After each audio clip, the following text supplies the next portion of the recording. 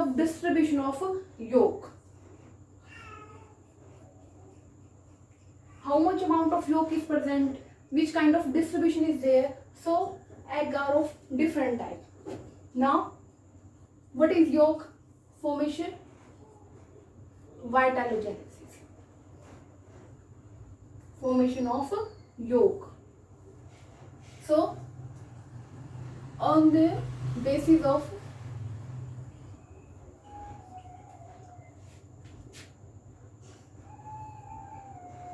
amount of yolk, कि how much amount of yolk is present. Firstly, alacethyl. A means absent, no yolk, no or negligible.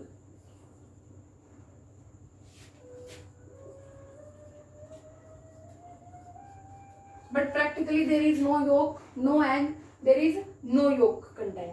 Second, lacethyl.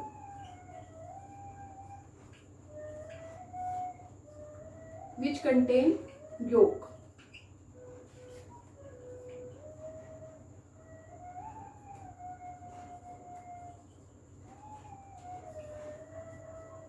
In their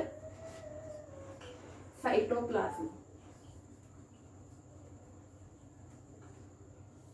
ठीक है, cytoplasm में जहाँ पे क्या present होता है, जहाँ पे साइटोप्लाज्म के अंदर क्या प्रेजेंट होता है, आपका यॉक प्रेजेंट होता है, इसको बोलते हैं आपका लैसिथल एग. ठीक है, लैसिथल एग होते हैं. तो इसके बाद हम लैसिथल और एलैसिथल एग के बारे में स्टडी करेंगे कि जो लैसिथल एग है उसमें how much amount of York is present. तो उसके बेसिस पे फर्स्टली होते हैं आपके माइक्रोलैसिथल.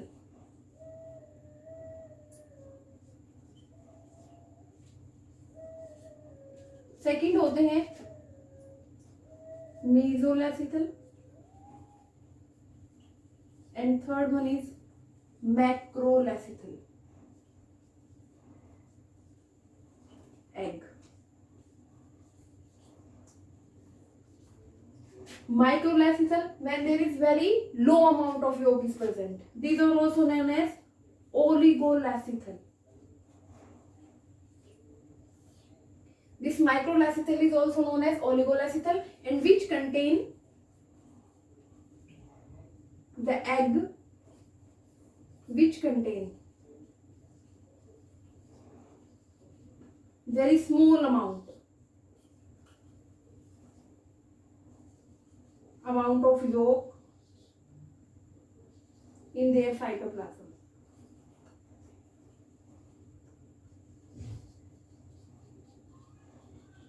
ठीक है, तो उसमें क्या होते हैं आपके माइक्रोलैसिथल. एग्जाम्पल यहाँ पे हम बताते हैं कि जैसे कि आपके सी अर्चिन के अंदर होता है, ठीक है, हाइड्रा के अंदर होता है, and most commonly in mammals, human beings, mainly humans. ठीक है भाई, तो यहाँ पे क्या होता है, very small amount of yolk is present inside the egg.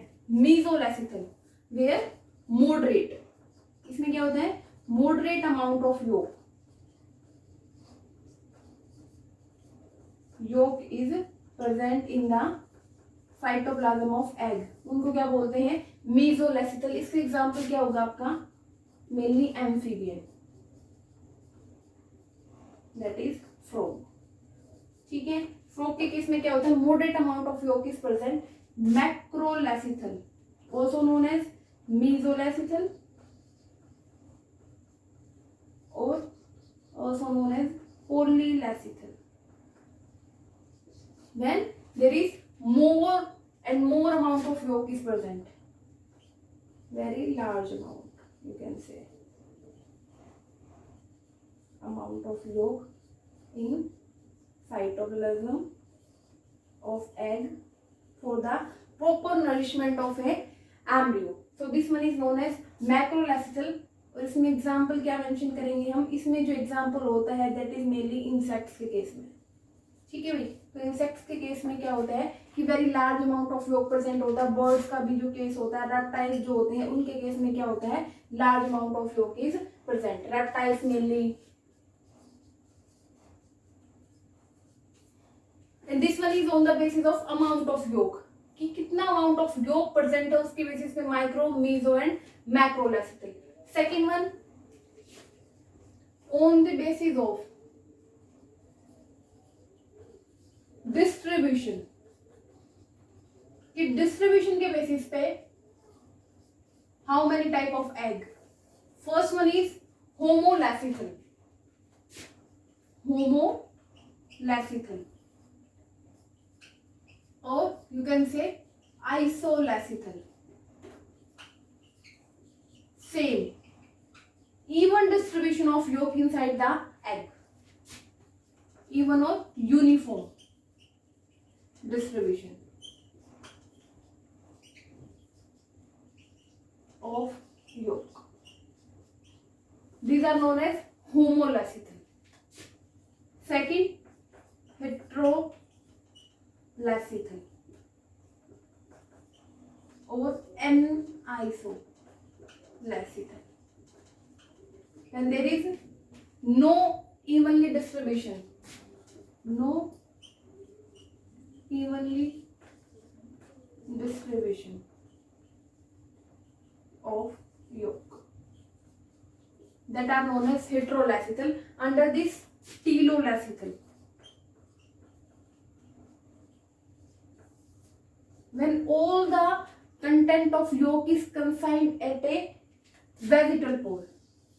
This one is just consider this one is a egg, and all the content of yolk is consigned at one pole or either pole. This one, as you know, this one is the animal pole and this one is a vegetal pole. So the egg in which all the content of yolk is present or consigned at the vegetal pole, this type of yolk, this type of egg is known as telolacithal egg. Under the telolacithal, mainly two types, mesolacythal, meolacythal and centrolacythal. Mesolacythal, when moderate amount of yolk is present in the ooplasm and consigned at the one pole, moderate amount. Meolacythal, when all the content of yolk is consigned, इसमें क्या बोलेंगे आपको, यहाँ पे जो present होते हैं mesotelolacithal. Mesolacythal, telolacithal egg, when all the content of cytoplasm is evenly distributed, unevenly distributed or in this vegetal pole. Mesolacythal, here small amount, here moderate amount of yolk is distributed in the vegetal pole. Here small amount, here moderate amount, and all the yolk is present inside the toward this vegetal pole. Centrolacythal, when yolk is consigned in the center, only in the center and in the periphery. ठीक है, तो सेंट्रोलैसिथल में क्या होगा, जितना भी content है योग का वो कहाँ पे प्रेजेंट होगा, भी सेंटर में प्रेजेंट होगा, वो पेरिफेरी पे क्या प्रेजेंट होगा, साइटोप्लाज्म. तो जो सेंट्रोलैसिथल एग होता है जिसमें क्या होगा, ओनली सेंटर में तो सारा का सारा योग कंटेंट प्रेजेंट होगा, साइटोप्लाज्म पेरिफेरी पे प्रेजेंट होता है. And this one is the example of insects. Insects के केस में मेसोलैसिथल होता है एम्फीबियन यानी कि फ्रॉग्स के केस में, और ये होता है आपका रेप्टाइल्स और बर्ड्स के केस में. रेप्टाइल्स है, बर्ड्स वगैरह है, ठीक है, इनके केस. तो ये क्या था कि type of egg on the basis of amount of yolk and on the basis of distribution of yolk.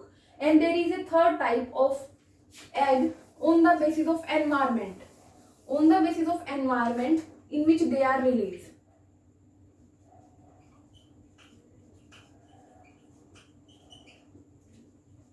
in which they are released.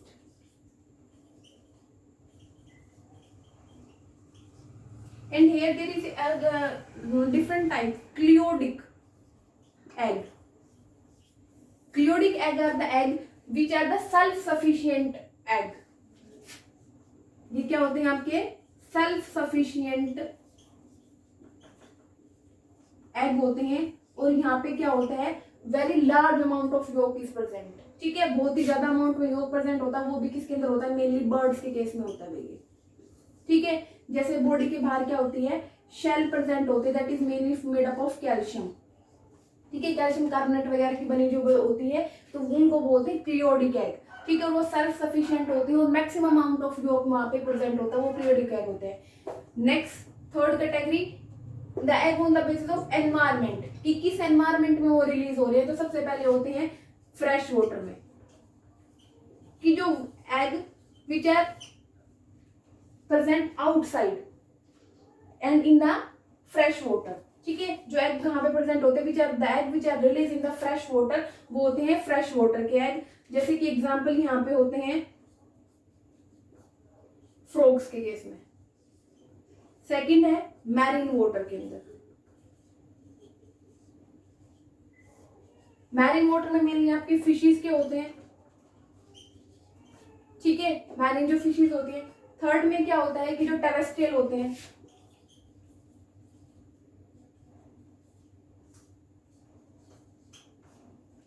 Terrestrial पे जो एग प्रेजेंट होते हैं, ठीक है, मेनली बर्ड्स वगैरह के जिनके बाहर शेल वगैरह प्रेजेंट होते हैं, ये भी सेल्फ सफिशिएंट होते हैं। लास्टली क्या होते हैं, intra uterine.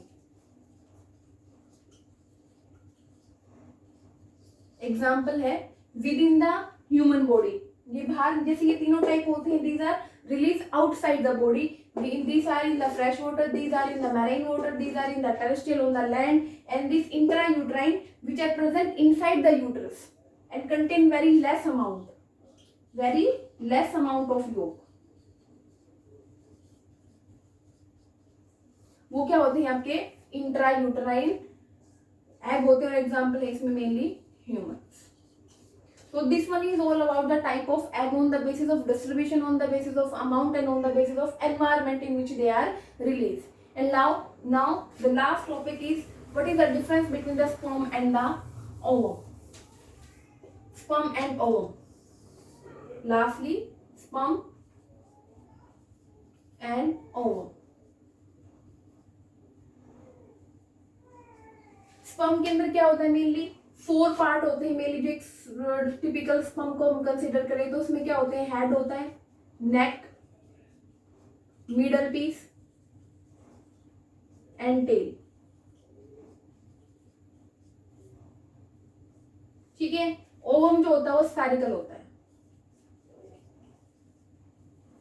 And Oval shape. Sperm जो होते हैं टेस्टिकल्स के अंदर फॉर्मेशन होती है, एग जो होते हैं वो ओवरीज के अंदर फॉर्मेशन होती है। स्पर्म के अंदर सेंट्रियोल्स प्रेजेंट होते हैं, ओवम के अंदर खुद के सेंट्रियोल्स एब्सेंट होते हैं। स्पर्म क्या होते हैं, मोटाइल होते हैं और फ्लैजिलेटेड होते हैं। ये क्या होते हैं भाई आपके, और एग जो है वो सभी को पता है non motile non flagellated.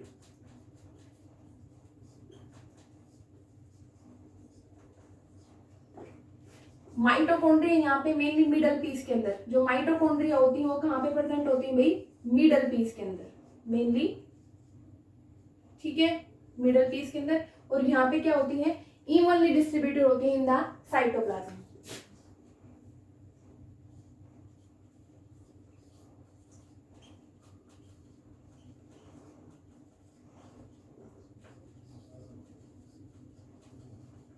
Here there is no yolk, यहाँ पे yolk फॉर्मेशन नहीं होती, no yolk। Here sufficient amount of yolk।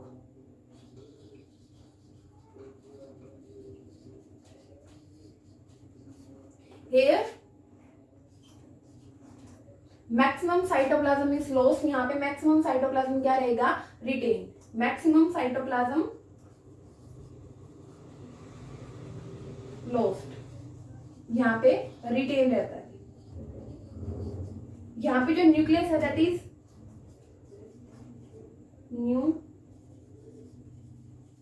Nucleus कैसा हो जाता है, यहाँ पे श्रिंक हो जाता है न्यूक्लियोप्लाज्म के साथ, और यहाँ पे क्या होता है, ब्लोटेड न्यूक्लियस विद न्यूक्लियोप्लाज्म।